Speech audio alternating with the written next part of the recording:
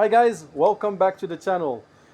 We've seen a surge in views thanks to you. Of course, I've been uploading as of Sunday, but you're also watching my videos, which is what it's all about and which is why we're getting an increase in views and follows and lots of positive feedback, and I thank you so much for that. Today we're seated at the rooftop, and there's a reason for that. As I said, we had a bit of a glitch. We were supposed to start showing you the 38 episodes of our elections campaign, the roadmap to the elections, but unfortunately we haven't been able to edit everything yet the way they should be. Please bear with us. But today, as I said, we're at the rooftop for a reason, and that is because we need to have a helicopter overview of what's going on. And that is why today I'm going to tell you what exactly we'll be talking about in each of the 38 episodes. We've broken it down into 7 segments, that is 7 segments in total, and each segment will of course have its own topics. I'll tell you about that a bit more today, and that will give you the helicopter overview. Stay tuned. We're starting with the nickel mine in the mining sector, the new nickel mine in Kalumbila. From there on, we're going to talk about the Kansanshi expansion, the S3. Then we move on to cobalt metals, which is a brand new concept that is being done using AI to mine for minerals. Stay tuned for that, it's going to be really interesting.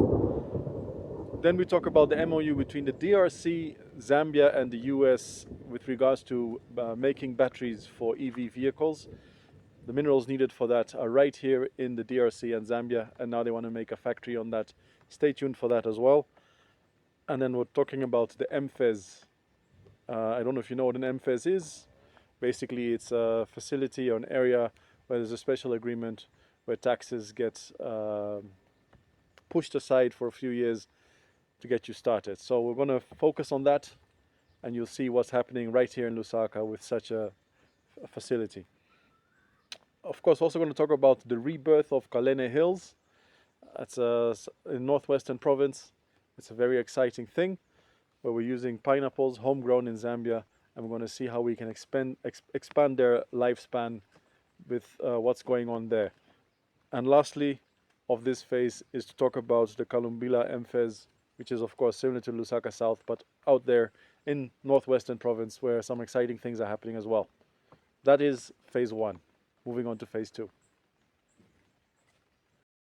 Okay, as you see, we're standing here along the road because roads in Zambia are very important. We are land linked. Well, I should say we're more landlocked right now, but that is being unlocked and we're being made to be land linked. And as a result, we're going to look into several things, such as number 1, the Loito Corridor, very exciting project that is happening backed by between the West and Zambia and the DRC and Angola. So we're going to dive deep into that.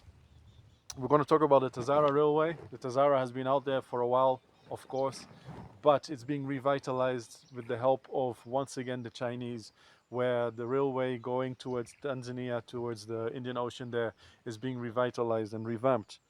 Then, as I said, we're standing along a road. Why? The Lusaka Dual Carrierway. That one is very important. We're going to focus on that. Talk maybe a bit about the delays that have been happening, but also why the Lusaka and Dola carriageway is so vital to our economy. Then there's a lot of roads being fixed. There's the Solwezi Kapushi road that's being fixed as well. We're looking into that as to why that's being done, what's important about that road. There's also the Mutanda Kasempa Kaoma road. As you can see, there's a lot of things happening in northwestern province. It's probably the most that is being done in Zambia's history in northwestern province. So it's quite exciting, and we're going to talk exactly about why that is. Then there's the Chambeshi Bridge repair, which is also something that is exciting because the Chambeshi Bridge repair is basically what sparked the revitalization of the Tazara railway. But stay tuned for that, and we'll explain in that episode why that is. Also going to talk about acro bridges. Acro bridges are very important in the revamping or maybe the enhancing of the economy in Zambia. So that's also another thing. It's going to, bridge the gap in certain ways. So stay tuned for that. We're going to talk about Starlink versus Zamtel, what's happening. Of course, Starlink is not a Zambian company, but Zamtel is. And we're going to highlight some aspects as to why Zamtel is still important till this day, despite advancements such as Starlink coming in. And then we're going to end this up with the digital governance and e-payments and how that is shaping the Zambian economy. After that, we're moving on to the third segment. Let me show you about that more in the next location. I'm standing here next to my very own inverter, and the reason why is that segment 3 is all about energy. Mostly green, some of it not. We've got 4 topics in this segment. The first one is the Mamba 300 megawatt expansion. That's of course coal, which is not green.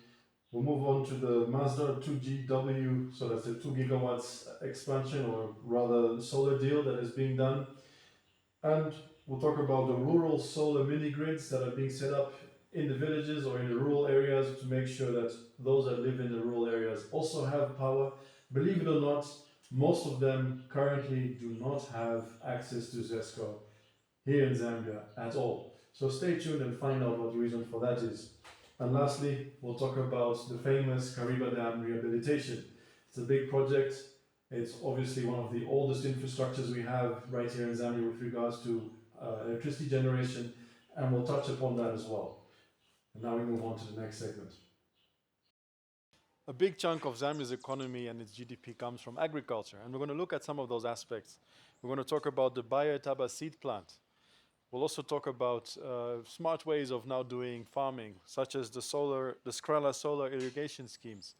And lastly, we'll talk about the Food Reserve Agency, which of course plays a big role in maize and maybe some other products in Zambia.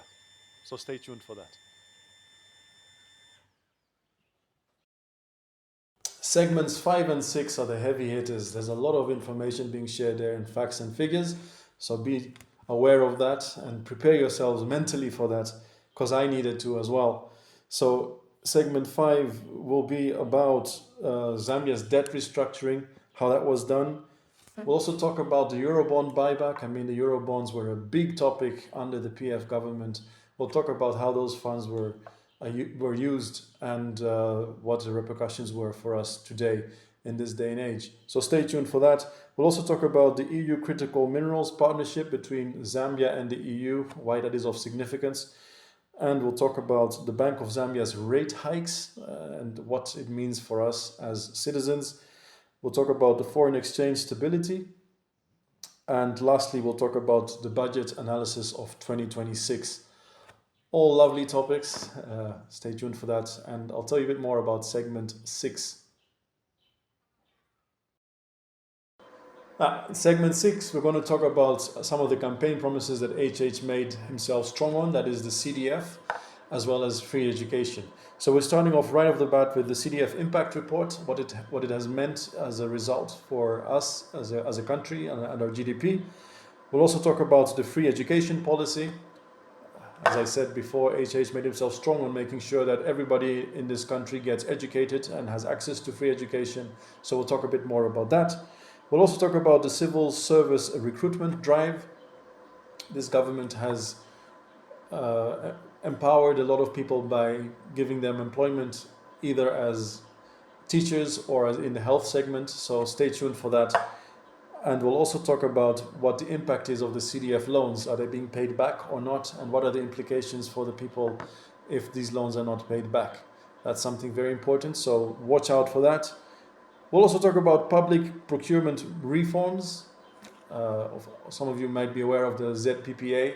This is already being implemented under the PF government, but this has been further enhanced under this government, so we'll look into that as well. And we'll look at the fight against corruption. Of course, that is something that is big in every government, in this one as well. So we'll talk a bit more about that. And we'll round it up with going back to health when we talk about the Chimwemwe Hospital, the level 1 hospital, and its significance. That is segments 5 and 6, and the last one, I'll tell you a bit more about that outside. In our 7th and last segment, we're going to talk about just two things to reiterate on tourism, but also it's going to be a bit more than just that, but you'll watch more, of course, about that in the videos itself. It's the Kasaba Bay Master Plan. It's quite exquisite. If you've never been there, maybe this is an incentive to watch. And lastly, we'll talk about the new Ndola Airport, which of course is another big piece on the chessboard being played right here in Zambia to make us an economic hub for the region. So that was it, guys. We've shown you all 38 episodes over the 7 segments. Of course, there's a 360-degree view of it. That's why I'm seated at a different angle here, to show you that we really are trying to show you all different types and all different angles of each segment and each story. Stay tuned. It's going to be an interesting coming few months. Stay tuned and be in touch. And of course, like, follow, subscribe, and share these videos as much as you can. Bye-bye.